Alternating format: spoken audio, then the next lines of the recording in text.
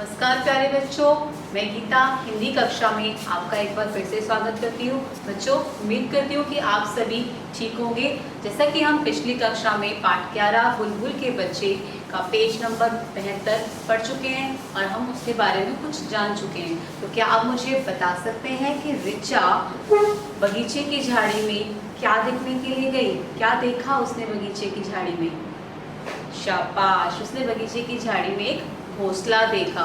तो बच्चों, रिचा और मधुर ने पास जाकर क्या देखा, यह जानने के लिए आज हम पाठ 11 बुलबुल के बच्चे का पृष्ठ संख्या 73 पढ़ेंगे। ठीक है, तो आप तैयार हैं मेरे साथ पढ़ने के लिए? चलिए तो पढ़ते हैं फिर। वे बुलबुल के बच्चे थे। उन्होंने पास जाकर देखा तो क्या थे उस घोंसले में? क्या था? बुलबुल के बच्चे थे। क्या था? घोंसले के अंदर पहले थे हमारे पास 4 अंडे और आपने देखा कि कुछ दिनों के बाद जो अंडे हैं वो हमारे बुलबुल के बच्चों के रूप में परिवर्तित हुए। तो यहाँ पर उन्होंने देखा पास जाकर वे बुलबुल के बच्चे थे। न तो उनके पंख थे, अभी उनके पंख नहीं थे, और न ही वे बोल सकते थे, और अभी वो बोल भी नहीं सकते थे। 2-3 दिन बाद बुलबुल के बच्चों की धीमी धीमी धीरे धीरे आवाज सुनाई देने लगी। 2-3 दिन बाद बुलबुल के बच्चों की धीमी धीमी आवाज सुनाई देने लगी। धीरे धीरे आवाज जो है वो सुनाई देने लगी। रिचा घोंसले की ओर गई। रिचा कहाँ गई? घोंसले की ओर गई।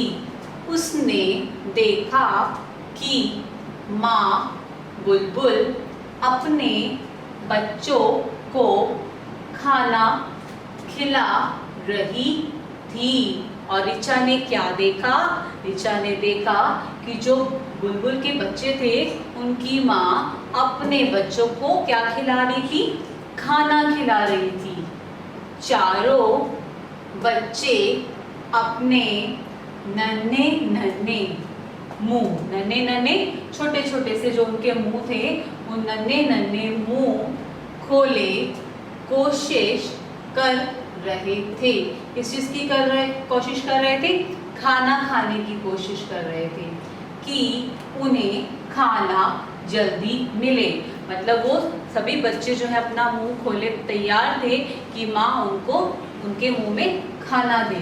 ठीक है, क्योंकि वो बहुत छोटे थे इसीलिए। बुलबुल एक लंबा कीड़ा अपनी चोंच में उठाकर लाई। और बुलबुल अपने बच्चों के लिए क्या लेकर आई थी? क्या खाने के लिए लेकर आई थी? एक लंबा कीड़ा अपनी चोंच में उठाकर लाई थी।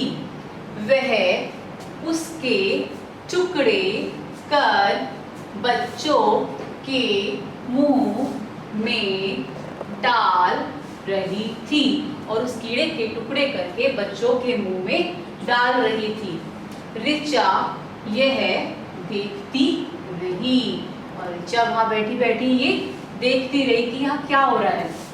थोड़े दिनों के बाद बुलबुल के बच्चों के छोटे छोटे पंख निकल आए। अब क्या हुआ थोड़े दिनों बाद? थोड़े दिनों बाद जो ये बुलबुल है उसके बच्चों के बुलबुल के बच्चों के छोटे छोटे पंख निकल आए। ठीक है, और वे घोंसले में चलने फिरने और चहकने लगे, है ना। अब जब वो थोड़े से बड़े हुए और पंख आ गए तो चलने फिरने लगे और चहकने लगे। जैसे आप जब कभी बिल्कुल छोटे थे तो आपकी मम्मा आपको दूध पिलाते थे, है ना, पिलाते थे ना मम्मा। और उसके बाद जब आप धीरे धीरे कुछ ना कुछ खाने लगे और फिर थोड़े से बड़े हुए, खड़े होने लगे, चलने लगे, है ना, और थोड़ा थोड़ा बोलने भी लगे। तो इसी तरह से चिड़िया के हमारे जो बुलबुल के बच्चे थे वो भी चलने फिरने और चहकने लगे, थोड़ा थोड़ा बोलने लगे।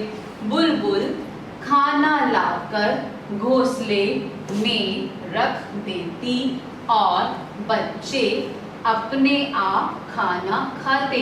अब देखो बच्चे जब कुछ बड़े हो गए तो अब क्या करने लगे, अपने आप से खाना खाने लगे। ठीक है, उनकी जो माँ थी बुलबुल वो बच्चों के लिए खाना रख देती थी और बच्चे अपने आप खाना खा लेते थे। तो आई थिंक कि आप भी अपने आप खाना खाते होंगे, खाते हैं।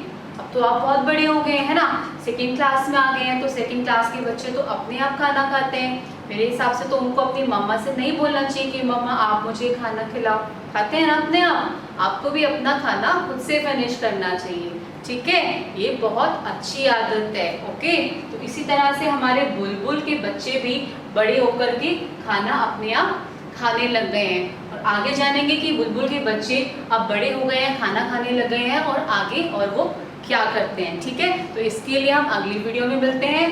अब तक मेरे साथ जुड़े रहने के लिए धन्यवाद बच्चों।